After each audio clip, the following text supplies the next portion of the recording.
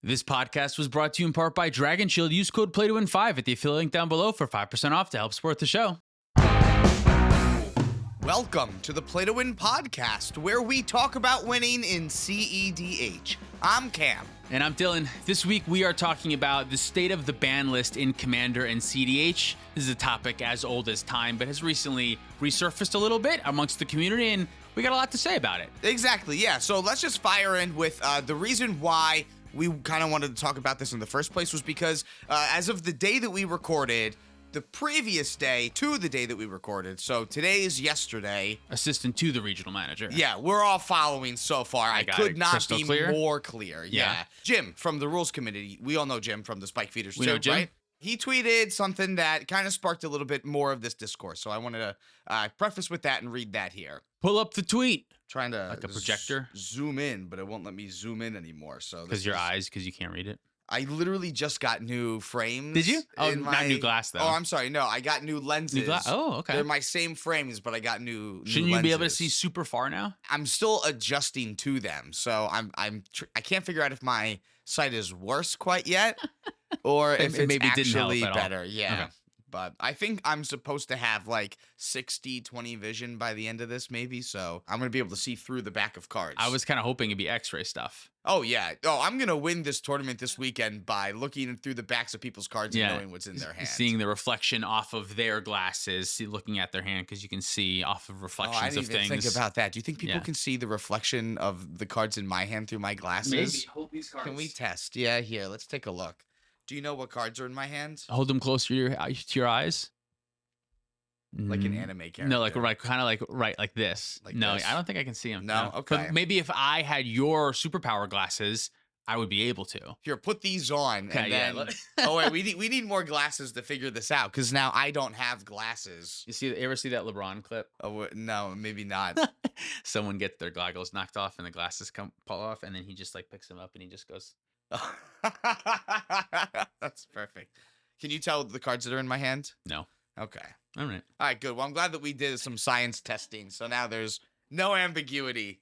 Great. All right, can we talk about Jim's tweet? Yeah. All right, so Jim says, sometimes people see some ambiguity in my position because of my connection to cEDH and my role on the rules committee. Spelling this out now so it's not unclear. There is zero desire in the RC rules committee to manage the format in a way that balances or curates the cEDH or tournament metas. I spent a lot of time making things less hostile towards cEDH players within the format because I think there's a home for us here. On that front, there's probably a lot more to do, but at the end state I'm pushing for is not for cEDH to be managed as a competitive format.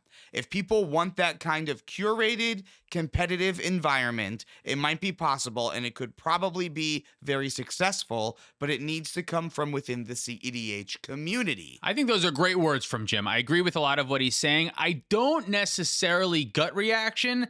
I don't think there needs to be a separate ban list for cEDH. I've talked about this before. I don't think tournament cEDH needs a separate ban list. I personally, one of the main things that I love about this format is that it's the Wild Wild West. There's no fucking rules. We can play whatever we want. We're allowed to play the broken cards. We're encouraged to play the broken cards. I want to see my friends and opponents play broken Magic cards. To me, that's fun. That's just interesting, fun, good Magic.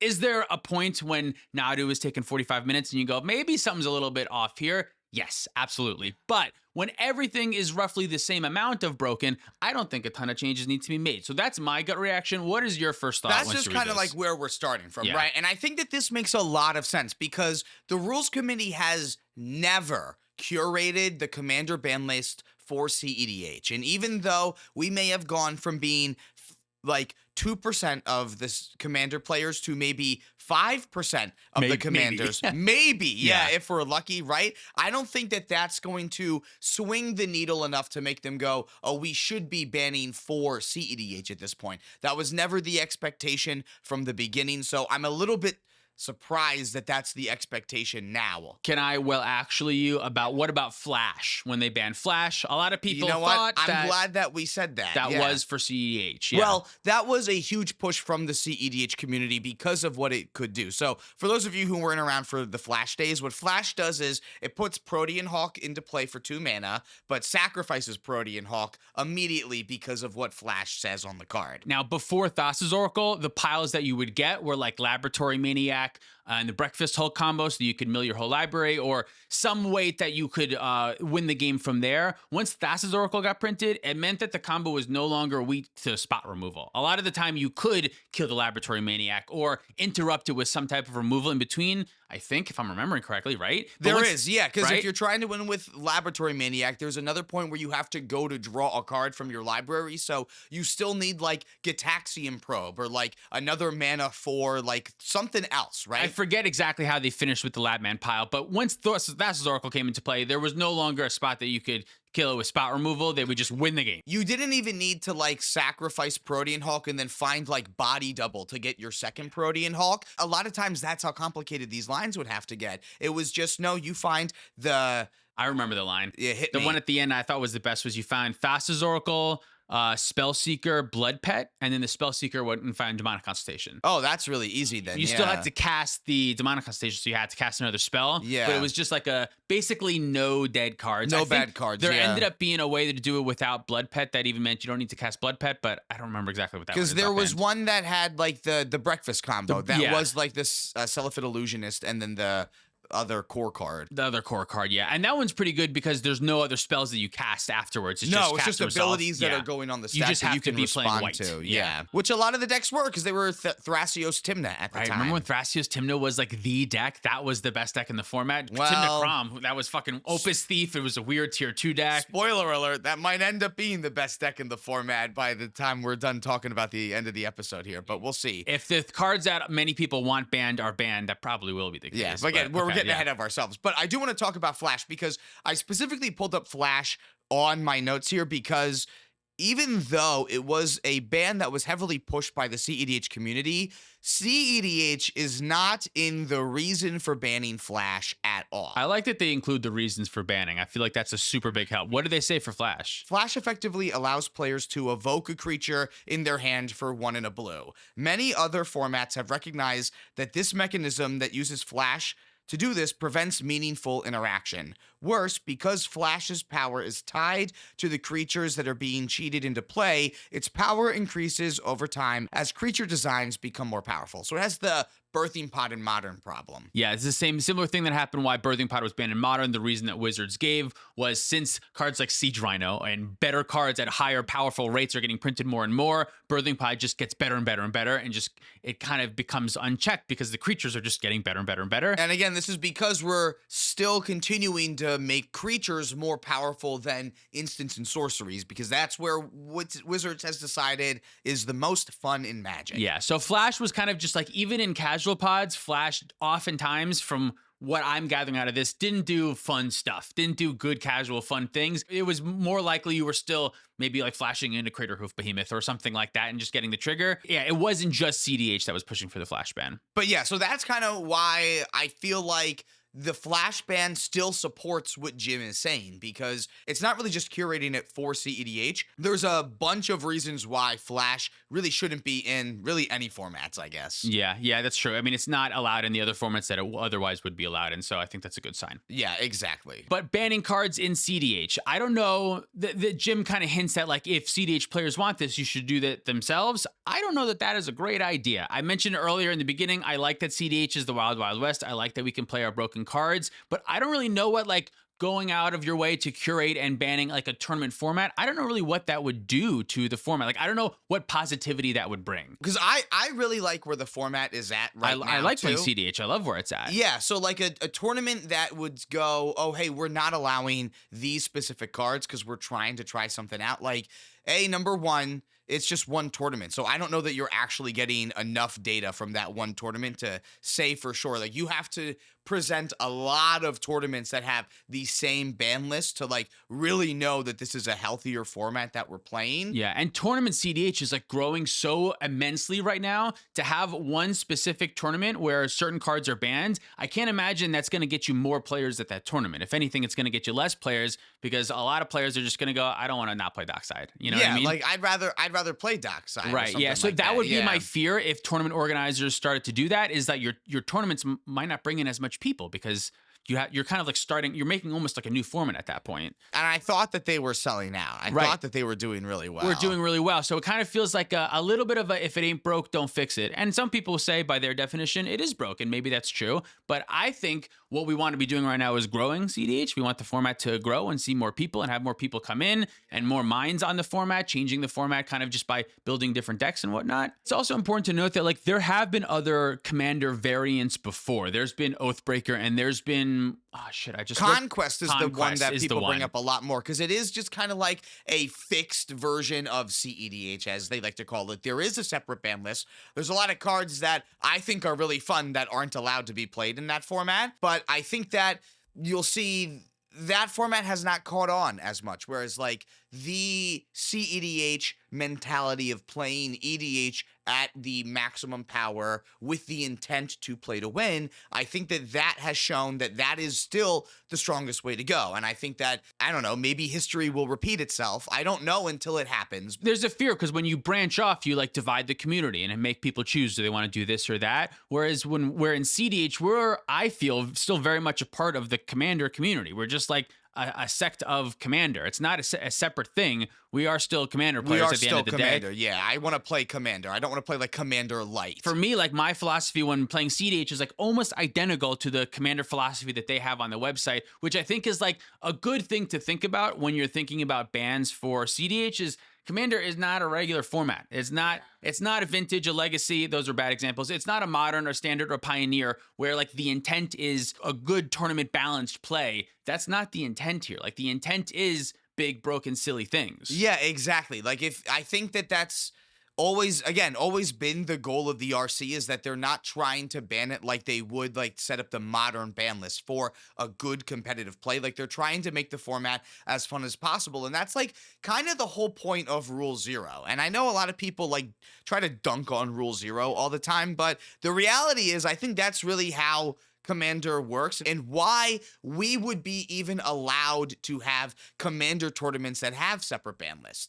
To me, that kind of gives the energy of those local game stores that ban some cards in Commander, like, oh, Wrath of God is banned. Yeah, Wrath of God's banned. Dax's Oracle's banned. Like, all the salty cards. Farewell is banned. You're not allowed to do that, right? Like, it kind of gives those kind of vibes to me, which is like, maybe there's a point where you go, well, I want to play in cEDH tournaments and this one's around, so I'm going to suck it up. And it's at least nice that we're a proxy friendly tournament, because it would be different if like I spent $100 on a Dockside and I go, no, fuck that. I spent $100 on a Dockside. I want to play. $100 right now? I got scammed. I don't know. Okay.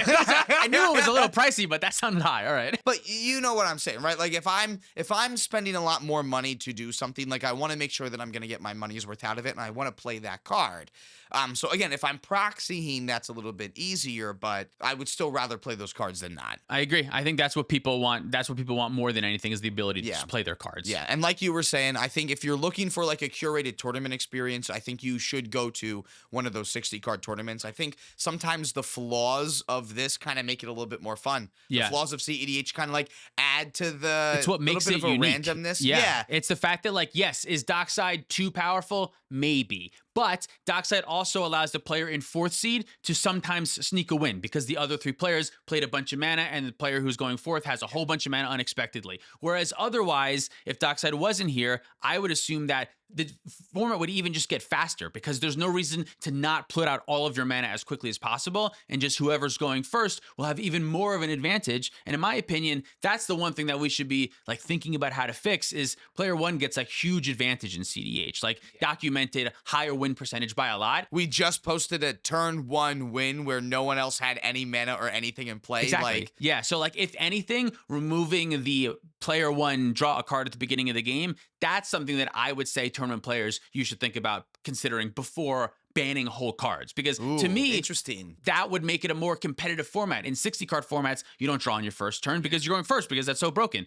Casual Commander was made the rule that you draw a card because it's casual. Fuck it. You want to have fun. You want to make sure you have can cast 8 cards in your hand. Totally makes sense. But for cEDH, you don't need that. You know what I mean? And that's a whole nother can of worms, though, because then you're like altering the rules for the game. So I'm not even sure if that is a good fix. But my gut says that, like, if you want to balance the format, start there. Don't start with banning cards. You're altering the rules of a fake format, though. Yeah. Like that's the thing. Like, the multiplayer thing is kind of bullshit that the first player draws a card anyway. Like, you're just doing that because it's a multiplayer fun thing. Like, if you are trying to be competitive, I think that kind of makes sense, right? And it's not like a huge altering of the rules of the way the Magic game is played. It doesn't it's just affect the cards you can play. No, it's just kind of making it match the way that Magic has been played for 30 fucking that's years. Interesting. The other thing that I like to think of is Super Smash Brothers. Like, Super Smash Brothers was made to be a casual fighting game. Yeah. Whereas, like, you had Mortal Kombat and all these other fighting games that had, like, these big tournament scenes that had, like,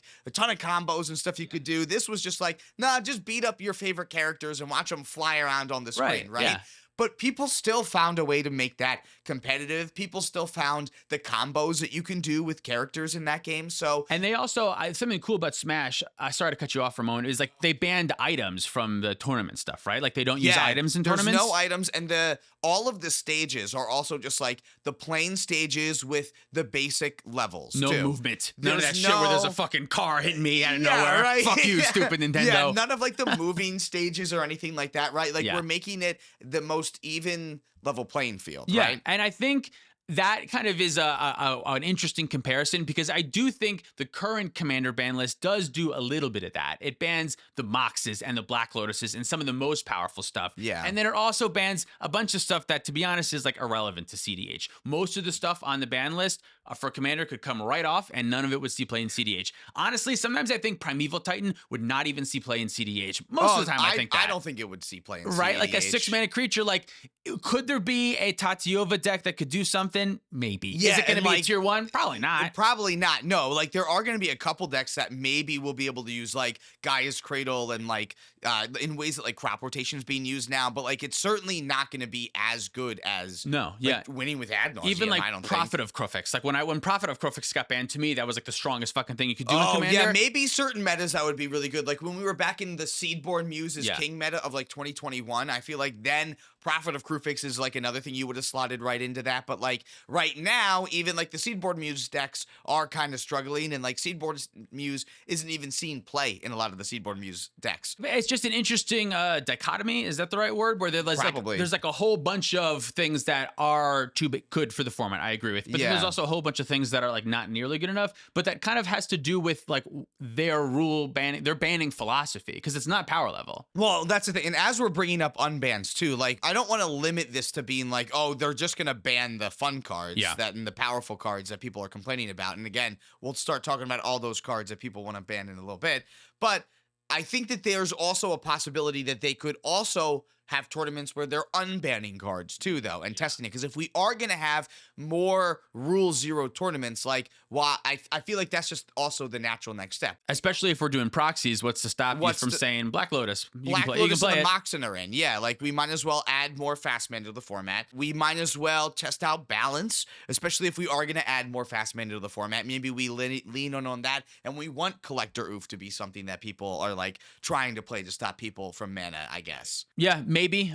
For me, I think that it is fine that those cards are not allowed. I think there's a reason why they're not allowed in Commander right now, and maybe some of them we don't need to experiment with, and a lot of them, I just think, as you kind of alluded to before, really aren't worth our time. Like, I don't think anyone's going to Coalition Victory us in cEDH, so I know that's one that people say, oh, we can unban Coalition Victory all the time, but like, if no one's gonna go for it, like, I think having what something stands for on the ban list for a casual format purpose, I think something like that is exactly what we should continue to do. Can we actually read that one line from the philosophy document where it talks about the ban list and it says that these cards are representative of things that we think that your group might not have a fun time playing, something along those lines? Do you have it? Yes. Is it this? The following is the official ban list for the Commander games. These cards are not legal without prior agreement from other players in the game and may steer your playgroup to avoid other similar cards. So like the reason why Thassa's Oracle is not on the ban list and Coalition Victory is in my opinion, Thassa's Oracle kind of is on the ban list with Coalition Victory. Coalition Victory says cards that allow you to just win the game on the spot are oftentimes viewed as not super fun, not super fulfilling as ways to end the game of casual Commander,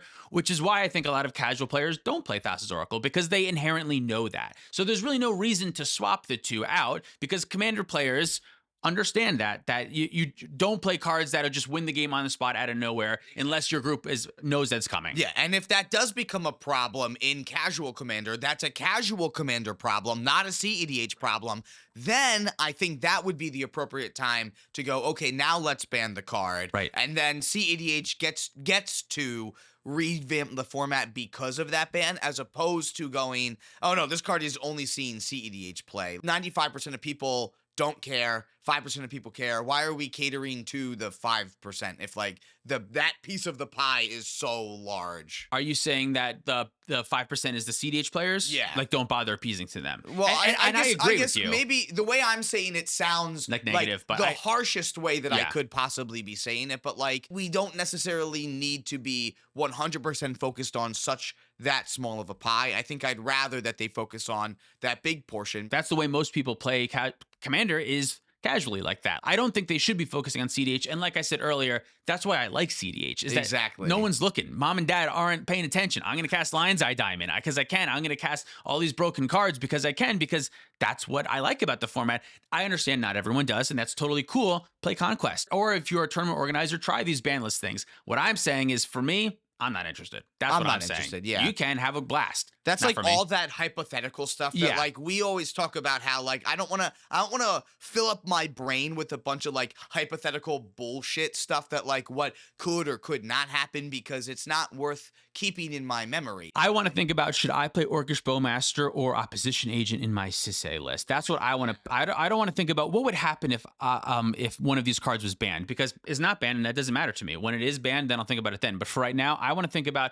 Orcish Bowmaster or Opposition Agent. And right now, I'll tell you what, I am thinking about Orcish Bowmaster instead of Opposition Agent. Yeah, really? I'm kind of surprised you're not just like on both. I know. Normally in most decks I would. cEDH is real tight for slots. I feel like cEDH's got like a bunch of different win conditions, and I want everything to have overlapping synergy with cEDH because it has the ability. Orcish Bowmaster is really nice because, one, if I flicker it with Emil, I can ping the table. So if I have Dockside Emil, Infinite Treasures, use Orcish Bowmaster to flicker the table. If I'm using cEDH to lurk for legends, I can use cEDH to search for Kinnan and use my infinite mana to activate Kinnan to find Orcish Bowmaster and flicker that way. It's another line besides the Mount Doom line that can win the game. So I'm thinking about doing that. I'm not playing Dranith Magistrate or Dathi Voidwalker or any of these other cards that are just like generically good. And that that's makes sense. That's kind of all Opposition Agent is there for. It's just generically good. Yeah, those to me are like the mid-range creatures that like really solidify what mid-range decks are trying to do. And to be honest, right now, I'm kind of more afraid of like Gilded Drake, especially since we also just got Volatile Storm Drake. Yeah. And then if you take my Opposition Agent and then my whole cEDH deck is fucking shut off by my own thing. Why would you open yourself up to that option? I'm going to fucking Tilt Town if that happens. No. Yeah. So, and yes, you could copy my Orcish Bowmaster. I'm playing Mana Dorks. That could stink a little bit too. That's a much less play around that a salty little situation. when it's my own Oppo that fucking shuts my whole deck off. Fuck that. So Vala has 3 toughness, right? Like at least you still have shit that you can do around that. Yeah. So that's what I want to fill my brain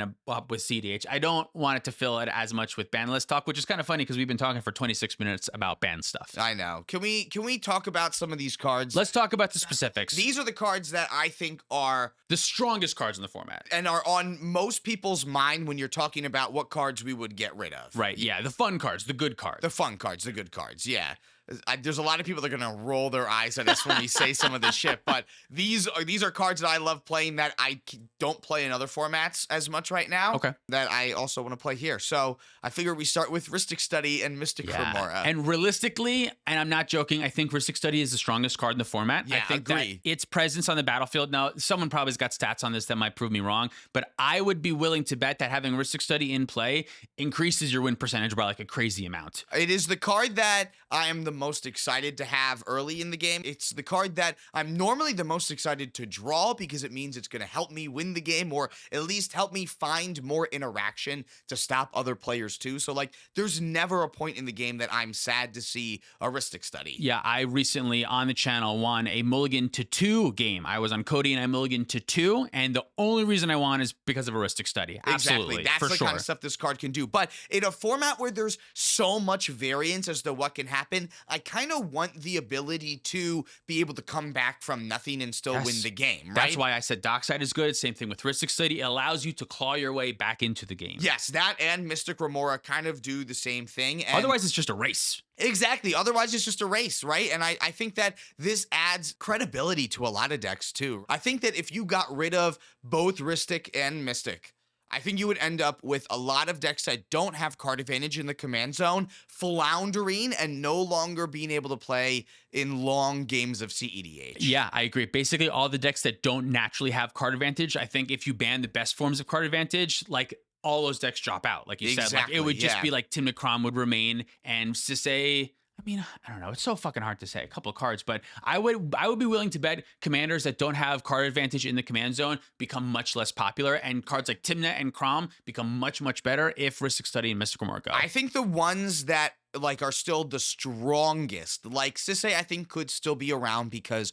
there's still like a lot of intricate lines that you can have and like good stuff you can do, but like Rogsai is a lot harder to play, I think, in that case, because you don't have the way to come back if you run out of a bunch of gas trying to win, right? Like that becomes significantly more all about your timing and not about the ability to come back. You can't come back in fast decks. I think Rogside players will often joke that it's Grixis Enchantments because Underworld Breach is one of your best cards. Yep. If not your best card, so is Rhystic Study, Mystic Remora, some of your best cards, Necropotence, some of your best cards. And if you lose Rhystic Study, like you said, that plan B, that like failsafe of like, well, I couldn't go for it, but at least I have this Rhystic Study that can call me back in, that is completely off the table then. An actual card that I think could be cool to unban would be Hull Breacher. Because if you actually want to punish these, you got to punish card draw by not letting them draw cards and having an answer for something like that. And maybe we need Hull Breachers that don't give you treasures. Yeah. Like maybe more things that are like the Spirit of the Labyrinth. What's the name of the white mana? Can only draw 1 card per turn. Exactly. Like more things like Narset Parter Avails instead. Like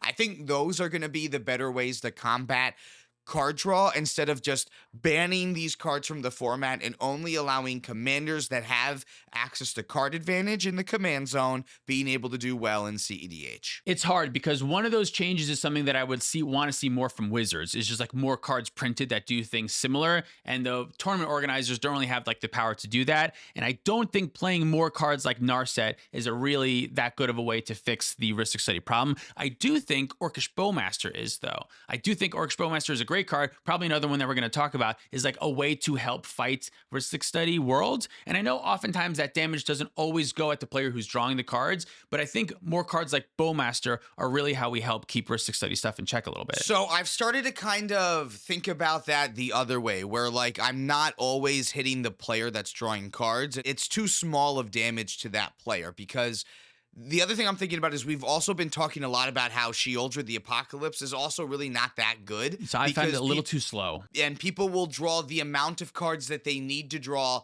to not die and then use them to either win the game already or get rid of Sheoldred and then finish drawing their deck. Yeah, that's true. I see what you're saying about Narset. You need a way to prevent the draw. I understand what you're saying That's there, why I'm like the tournament organizers could unban Hull Breacher, and then there's just another outlet to help against those decks that way, because Orcish Bowmaster is another card that I do have on the list, and I think this is a good time to talk about it. What I really like about Bowmaster is that it's not really a way to punish the people drawing a card. You're using the amount of card draw that's happening in the format to punish the really good creatures that they're playing. Their opposition agents that are in play, their Tymnas that are in play. This is why we're not seeing so many mana dorks, and I know that that's like kind of a symptom of what happens with this format too. But that's okay. Like, it's okay that the meta adjusts to itself. That's cool and fun and interesting. That's cool and fun, and I also think that because all of the creatures now are better than the spells, we need ways to answer creatures. Yeah. And I want ways to be able to answer creatures. And I think that having a way to answer creatures that naturally plays into the flow of cEDH games is a really cool thing to have. Yeah, I completely agree. My one issue with Hullbreacher that did kind of stink is it did halt the game entirely. And not only that, its effects with wheels. If we're talking hypotheticals, I would love for something that prevented card draw not caused by you. I don't know how you word or phrase that, but that doesn't work so well with wheels, because the situation where a Hullbreacher wheel player would do that, everyone has no cards in hand, they have 21 treasures and they didn't draw super well, and then you just like draw, pass for the couple turns. I understand why that game state is not one that's super preferable, if that makes sense. I guess, but like that also happens with Notion Thief. Maybe the one toughness on Notion Thief is in there, and because we do signpost bans, I think the nature of casual is like, hey, we're not trying to do Notion Thief stuff. Yeah, and like stuff with Narset and wheels. Like I feel like the whole wheel strategy plan is something we don't want to do in casual. I do want to say though, if you're a tournament organizer, I think you will have more success unbanning a card like the one that you just said, Hullbreacher, yeah, rather than banning a card like Ristic Study, because there are definitely more people that will go, well, I have my Hullbreacher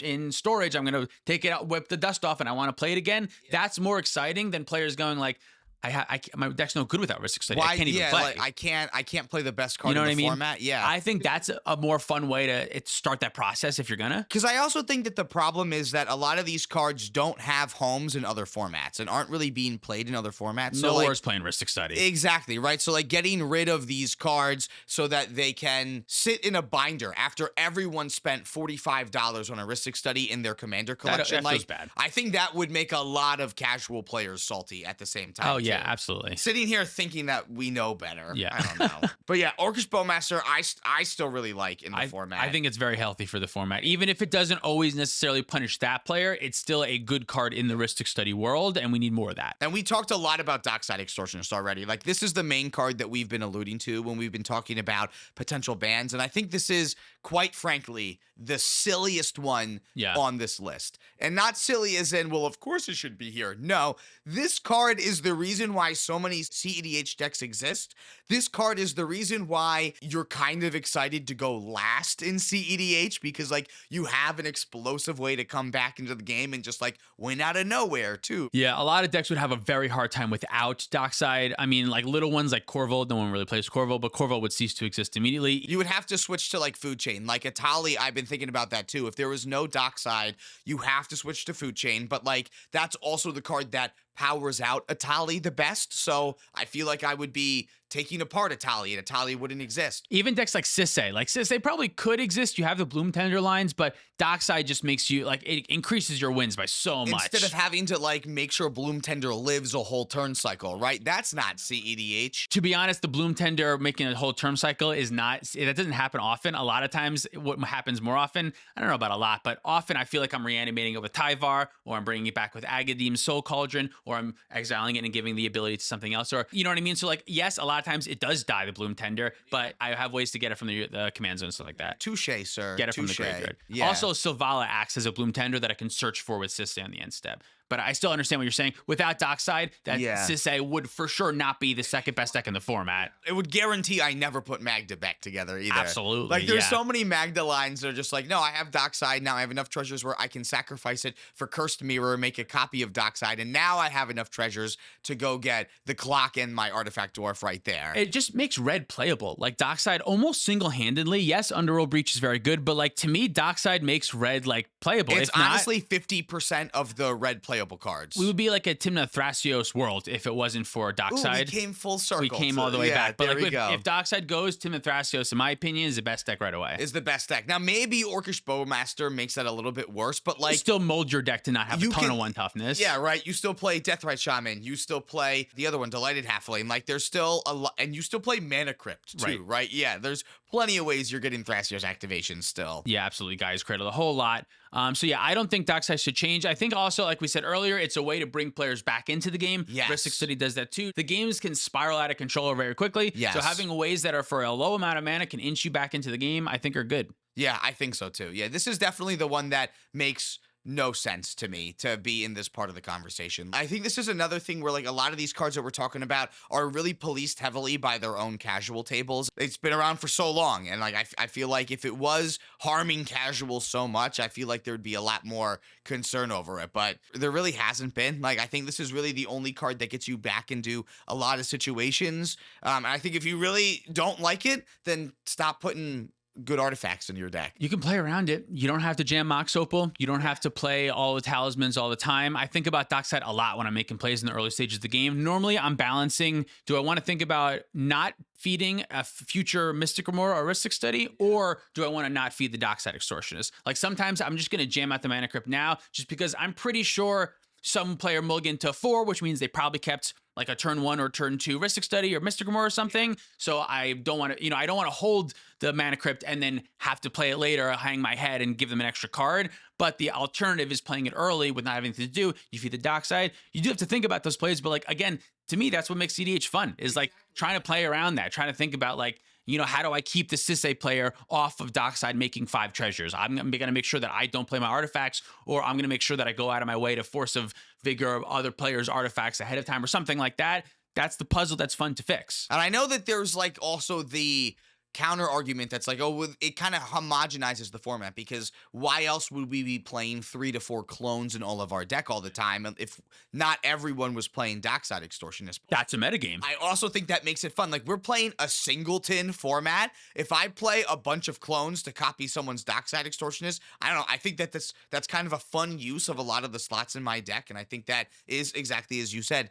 That's the metagame. That's what happens when you start to metagame. The metagame is shaped by the cards around it. That's going to happen no matter what. You can ban 1,000 cards, and eventually there's still going to be something that shapes the format. That's what metagame is. Yeah, and I kind of like the addition of clones in my decks now, because it gives me the flexibility to, it could be mana, but like I love copying Tymnas. Like, and I love like Polywog Prodigy is another card that maybe you want to be copying a lot now. I see Obnixilis get copied a decent amount of times for some reason. Card to copy, right? But at the same time, I wouldn't be playing them.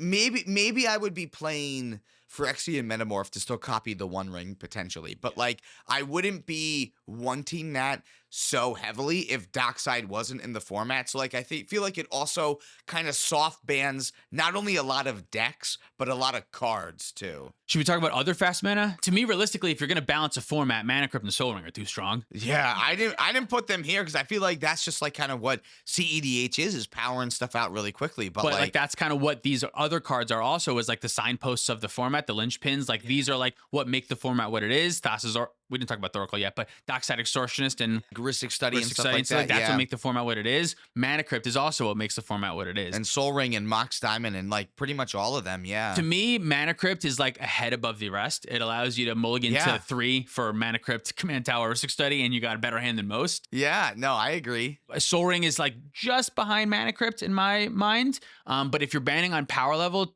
Soul Ring to me is about as powerful as a Mox. That's depending on what format you're talking about. I'm sure it's very different, but in a lot of formats, Soul Ring is, I think, a lot better than a Mox. I don't know. Is that true? Like in certain decks, Soul Ring is certainly going to be better than an extra Mox. I feel like that's always been deck dependent, because like I feel like I just commented on one of Modanon's tweets where he was doing a draft and he had 2 Mox and Soul Ring in a pack, in a Vintage Cube pack. What do you pick first? Soul Ring, I think, right? It was like way later in the pack. It was pack 3. It was pack 3 or something. So you knew your colors? Based on their deck, my vote was Mox Sapphire over like Soul Ring and the Mox Ruby, because like sometimes it is just better just to have like an the extra, color pipped. The color pip for free. The freeness is what will allow you to like help power out Rhystic Study on turn 1 versus Soul Ring, which will like also always require you to have like another thing to it. And we're talking about banning cards, specifically with stuff like the mana. I feel like you have to think about a lot, like what are the designated power level? What are we going for? Are we going for vintage power level? Because if we're going for vintage power level, Soul Ring and Mana Crypt probably are fine. But they should be in there. But if we're going for legacy power level, Soul Ring and Mana Crypt probably should not be there. If we're going for modern power level, Chromox and Mox Diamond should also not be there. You know what I mean? But what are we going for? But like I play this because I want to play really good stuff early, and like I want everyone to have that ability. And when we all have that ability and we're all using that ability responsibly,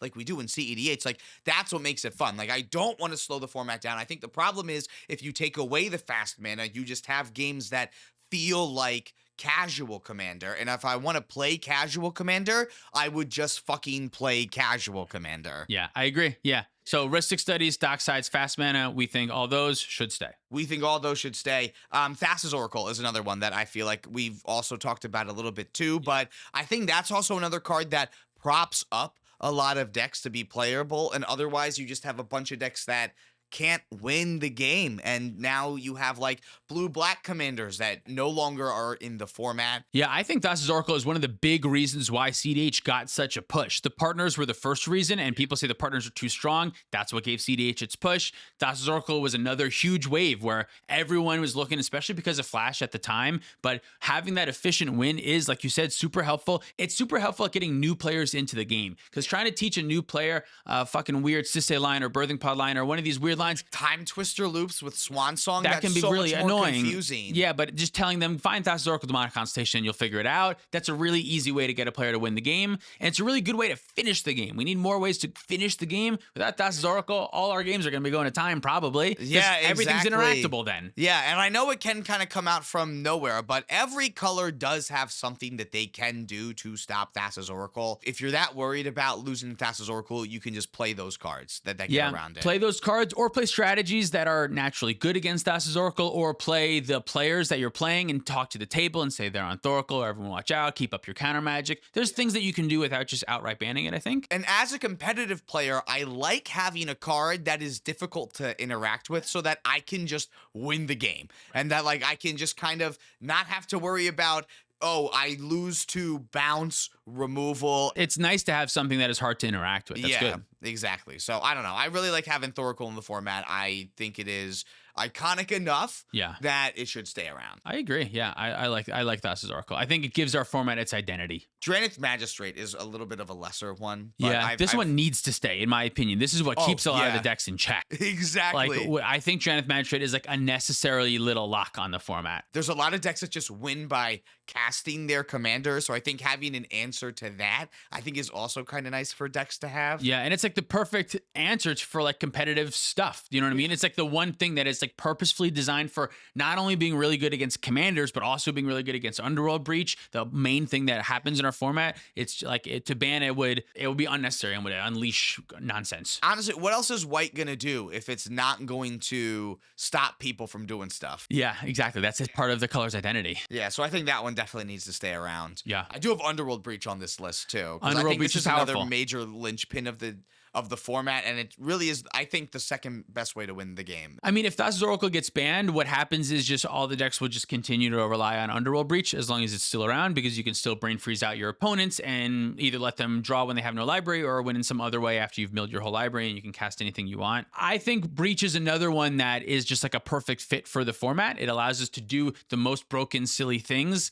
It's such a powerful, strong card. It can be interacted with enchantment removal kind of easily a lot of the times. Graveyard interaction. Like, there's a lot of good ways to interact with it, but it's still a really great way to win the game. Even though it is like the strongest thing to be doing, it still requires setup. It still requires a lot of actions. There's still a lot of interaction points. And I definitely don't think that it's too strong. It's not like Nadu and Sisay and other tier 1 decks don't play Underworld Breach. It's not like every single deck plays it. This is the other 50% of red in my mind. Like, Dockside was that first 50% that we talked about, and this is that other 50% now here. So I feel like if you ended up getting rid of both of those, then we really have no reason to be in red. You just a whole much more Timna Thrasios at that point. Nadu, right? Yeah, exactly. And it's really even just like Esper colors in general that will really be the only thing that comes out on top. Yeah. I mean, what about, I mean, I've brought up Nadu a couple times. Should we talk about Nadu? Nadu is the next one on the list here, too. That's definitely, if you're talking about a commander to ban, and I'm not saying that you should ban Nadu, but Nadu's the one that I'm looking at the most right now. That's the one that is the most egregious, I would say, because it also does have a lot of like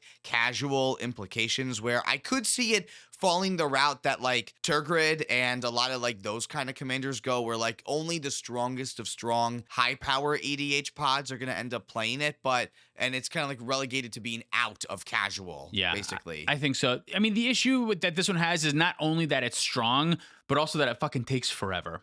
Stuff like this has gotten banned in the past, and I could see a tournament organizer looking to ban a card that takes 30 minutes to win the game. I could understand wanting to ban something like that. So, okay, well now here's my question for you. Why is this different than Krark and Sakashima? Because it's better. That's the only reason it's better. That's the only reason. The only reason it's better. And to me, that's less of a reason to ban it because it does wrap the game up in 20 minutes. Sometimes Krark and Sakashima doesn't wrap the game up. It just takes 20 minutes and says pass. Yeah, I think Nadu is an easier deck to learn the combos for, and I think it's an easier deck that once you know what the combos are, you can start to like kind of go through them a little bit quicker. But like Krark Sakashima is always going to require some sort of a dexterity component where you're either rolling a die, flipping a coin, or the thing falls off the table, something gets knocked hitting over, something on your phone, like whatever you're doing with it, right? Like there's always going to be something like that. So why is that different than the long turns that Nadu could take? Yeah, I mean, the only difference, like I said, is power level. Nadu is just stronger. It can do it more, faster, better, and it protects itself. Krark and Sakashima can't do that. If you try to kill the Nadu, there's another trigger, and we're going to look at another spell, and maybe it's a counter spell. I guess the inverse of that, though, is that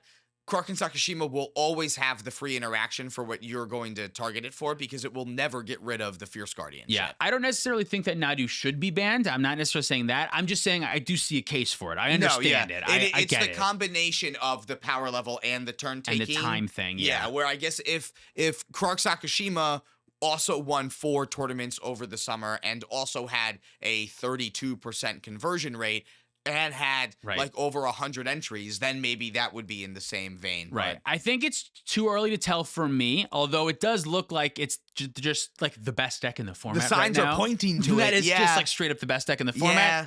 And I think we need a large amount of time to see if we can self-correct. For me, I'm giving all this shit like a year before I would realistically start thinking Nadu needs a ban. A ban? No D at the end. Band. Ooh, Nadu's band. Nadu plays the guitar. Definitely. Because its arms are spread out, I think. I always feel like Nadu is the lead singer, though. You think Nadu's the lead singer? I guess that makes sense.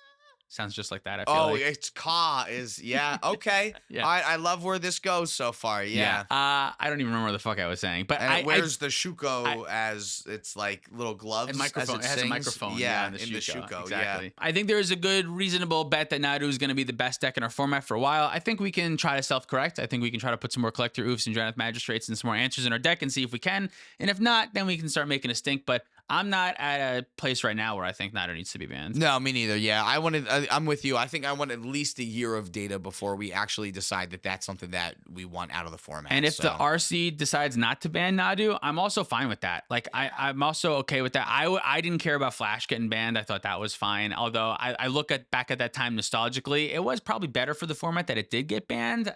I'm just gonna play whatever's available. I don't give a shit. I'm gonna play whatever's available in the EDH ban list. Is what I'm interested in playing. Now, Ad Nauseam, I feel like is another one of these linchpin cards then too. And this one you definitely can't ban. I don't know why you would. Well, just because it's so good. Like I feel like that would also be the next natural step. If you're just banning good cards, yeah. If you're just banning the best cards. I feel like that's just like another one of these linchpins that like it wins the game when you cast it in the decks that are built around it. There's a lot of decks that can still go through like dual caster mage lines pretty cleanly. If you ban Ad Nauseam, I feel like Dockside goes away, obviously. Outside of that, the top 10 decks probably don't change because that's the top 10 decks right now. Yeah, the format's slow enough. Just like Dockside and Najeela, yeah. Najeela, I guess that's another one. And Najeela would be fine without it. It doesn't need it. Najeela would do. Yeah. You know, Najeela sounds like it's the deck that's coming out on top out of all of these. Maybe if you ban... So it's interesting. If you ban the card advantage, I feel like all the decks that don't have card advantage, they fall out. But I do feel like Kinnan would stay because it kind of has card advantage. And I feel like Tim Necrom would stay. Yeah. Maybe Najeela because of the combo potential.